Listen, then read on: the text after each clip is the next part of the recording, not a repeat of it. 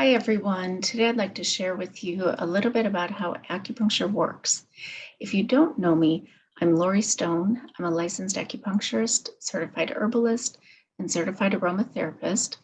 I'm the owner of Three Wells Acupuncture Clinic in Morris, and I've been in practice since 2010. Now, one of the most common questions that I get in the clinic is, does acupuncture hurt? So when you get acupuncture, you do feel something. I wouldn't say it's an ouch, a pain. It'll be a tiny pinch and then nice and calm. So when you're actually resting with the needles in, believe it or not, it's very comfortable. Most people get really relaxed, and some people actually fall asleep. So that's how I started calling it lovingly, jokingly, the best nap in town. Now, over the course of a day, I may see all of these different concerns that people have. So, digestion issues, headaches, anxiety, all sorts of pain.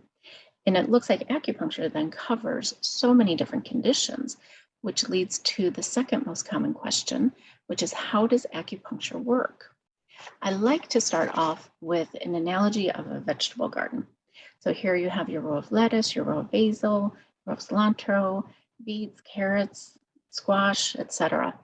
So I think of that like biomedicine, or I'd call it Western medicine, that's going to your doctor, going to the hospital. So each doctor has a specialty that they do. They tend to one row of the garden.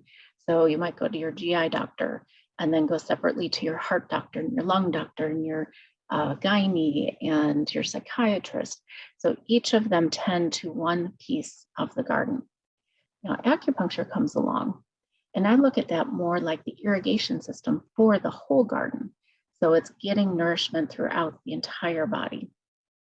Now, both are very important pieces, but you can see how they look at things just a little bit differently.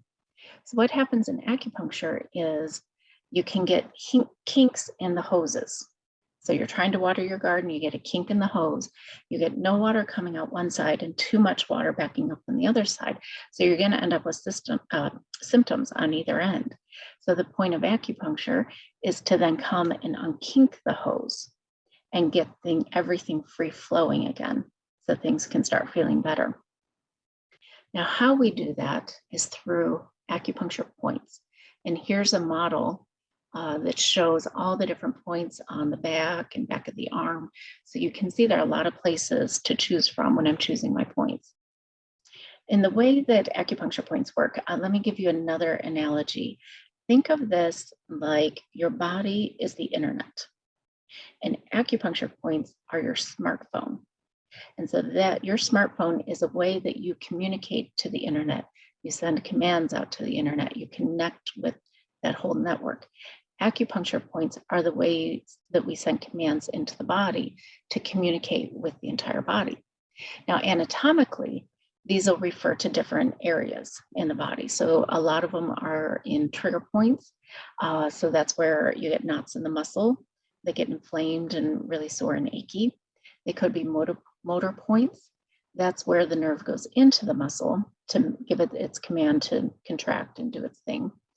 They could be along fascial or muscle lines. So if you contract a muscle, a lot of the points will be right along that line of contraction. The fascia is a filmy covering that's over the muscles, and it connects different internal body parts together, so it groups things together. And fascia has a small electrical charge, so you can communicate through electricity as well. And in the body, nerves, arteries, and veins like to group together and travel together in different areas. And so some of the points are where these group bundles go from more superficial to deeper into the body. So that's another way to communicate inwards. And then lastly, a lot of points are in what I would term the spaces between bones and muscles and other connective tissue.